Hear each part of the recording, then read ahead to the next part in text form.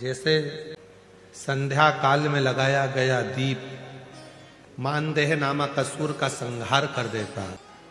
प्रतिदिन एक नियम बनाकर रखना चाहिए कि रोज शाम के समय पर अपने घर में प्रदोष काल के समय पर एक दीप जरूर लगाना चाहिए। और यदि बेलपत्र का वृक्ष है तो उस बेलपत्र के वृक्ष के सामने भी एक दीप अवश्य लगाना चाहिए। 6 महीने में, 3 महीने में, 2 महीने में, 1 महीने में ऐसा नियम बनाया करो कि मुझे बेलपत्र की पूजन करो।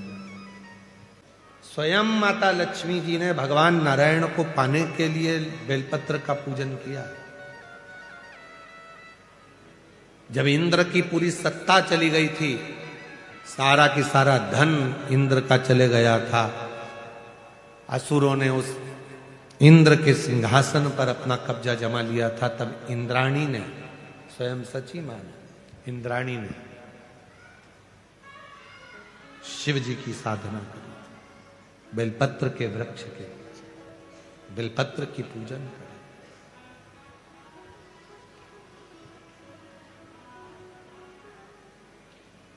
कभी दिल कर जाए तुम्हारा तो कभी महीने में, 1.5 महीने में, 2 महीने में बेलपत्र के पेड़ के नीचे जल लेकर बैठो। बेलपत्र के वृक्ष के नीचे दूध नहीं चढ़ाना, बेलपत्र के वृक्ष के नीचे दही नहीं चढ़ाना, शहद घी नहीं चढ़ाना। बेलपत्र के वृक्ष के नीचे जब आप बैठते हैं, बेलपत्र पूजन का एक विधान होता है कि जब हम बेलपत्र की पूजन करते हैं तो 2 कलश पानी के भरे हुए, एक अपने सीधे हाथ की और एक उल्टे हाथ की ओर रखा जाता है। पूजन की थाली बीच में रखी जाती है। 2 बत्ती का, लंबी बत्ती का, 2 बत्ती लंबी घी की जलाई जाती है। लंबी बत्ती बेलपत्र के वृक्ष के नीचे 2 बत्ती लंबी जोड़ा बनाकर उसको जलाया जाता है। फिर दोनों हाथ में कलश में जल है, बेलपत्र के वृक्ष के नीचे दोनों हाथों का जल धीरे धीरे शिव जी का स्मरण कर कर, नारायण लक्ष्मी का स्मरण कर कर, मां आदिशक्ति गौरा का स्मरण कर कर, रिद्धि सिद्धि गणेश का स्मरण कर कर उसको चढ़ाओ। प्रार्थना करो, विनय करो, मेरे जीवन में बहुत कष्ट है, उसको मिटाना है आपको। शिव आपसे प्रसन्न होते हैं, वैसे मेरी जिंदगी भी प्रसन्न करना है आपको। जल चढ़ाकर दोनों पात्रों का थोड़ा थोड़ा जल कलश में बचा लेना है, पूरा पात्र खाली नहीं करना है, दोनों को वापस रखना है। और थोड़ी सी हल्दी पीसी हुई शिव जी के उस बेलपत्र पर लगाएं, थोड़ा कुंकुम वो भी बेलपत्र पर लगाएं। 7 दाने अक्षत के, केवल 7 दाने अक्षत के बेलपत्र को छुआकर अपनी थाली में रख लें। घर पर जब जाएं तो वो 7 दाने अक्षत के और बेलपत्र के वृक्ष में जो चढ़ा हुआ थोड़ा सा जल बचाकर लाए हो, वो घर में छीट कर 7 दाने पूरे घर में डालना प्रारंभ करें। महीने में, 2 महीने में, 3 महीने में एक बार करिए। जीवन में किसी के आगे हाथ फैलाने की जरूरत नहीं पड़ेगी। इतनी संपदा बाबा दे, इतनी संपदा।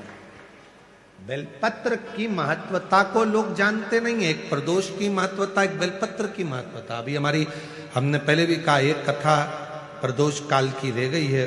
एक बार हम दिल्ली बाच रहे थे पर वो पूरी नहीं हो पाई क्योंकि पानी आ गया था। हम प्रयास कर रहे हैं उस कथा को कुबेरेश्वर धाम पर, क्योंकि उसमें प्रदोष काल की कथा में टेंट नहीं लगता। वो प्रदोष काल की जो कथा होगी सीहोर कुबेरेश्वर धाम में, उसमें टेंट नहीं लगेगा, उसको खुले मैदान में बांचना पड़ता। आप और हम सब खुले मैदान में बैठकर प्रदोष काल में उस कथा को सुने और उसमें प्रदोष की महत्वता को जाने। और हमारी तरफ से हम तो आज प्रकाश जी आपको भी, दीना भाभी जी आपको भी, दोनों को निमंत्रण दे रहे हैं। जब भी सीहोर में जब कथा हो प्रदोष काल की, तो एक दिन कम से कम आप लोग आकर उस कथा की पूजन आपको भी करना रहे। प्रदोष काल की कथा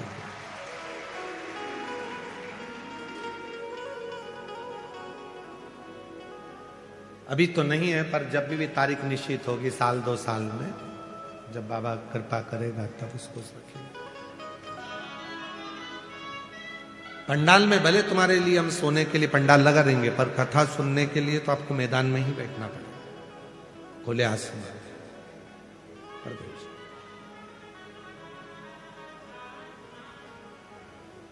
शिव तत्व को जान, बेलपत्र की महत्वता को जिसने जान लिया, आज लोग बेलपत्र को जान रहे हैं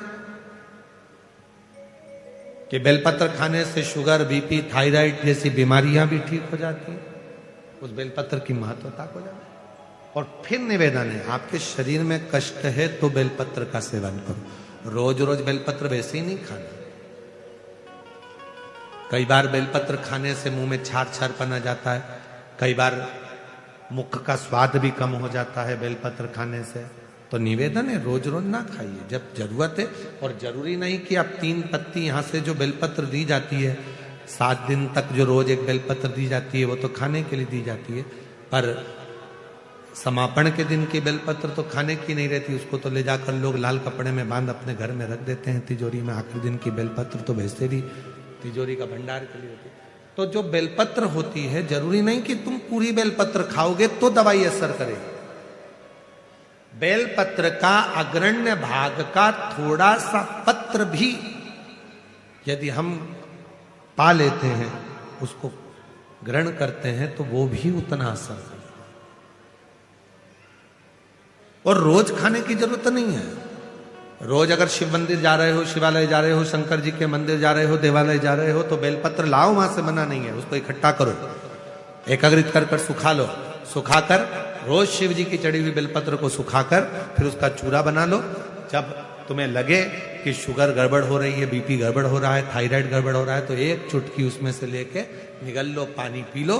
बाबा की कृपा से आधा घंटा, 1 घंटे में वो sugar, BP, thyroid sub level में आना प्रारंभ हो गया।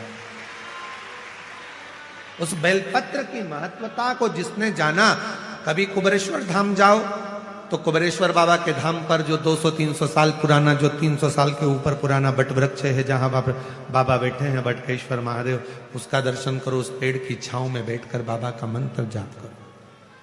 अभी अभी हमने थोड़ा सा उसको बंद कर दिया था, क्योंकि वहां बाबा के जोड़ा घूम रहा था तो वो शरीर पर चढ़ जाता था, इसलिए अभी स्थान पर वहां जाना थोड़ा बंद कर दिया था, पर पुनः वापिस उसको खोल दिया।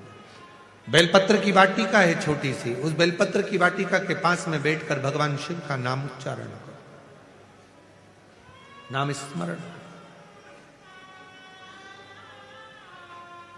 शिव भक्ति करो जहां तक हो सके, शंकर की अविरल भक्ति को धारण करो।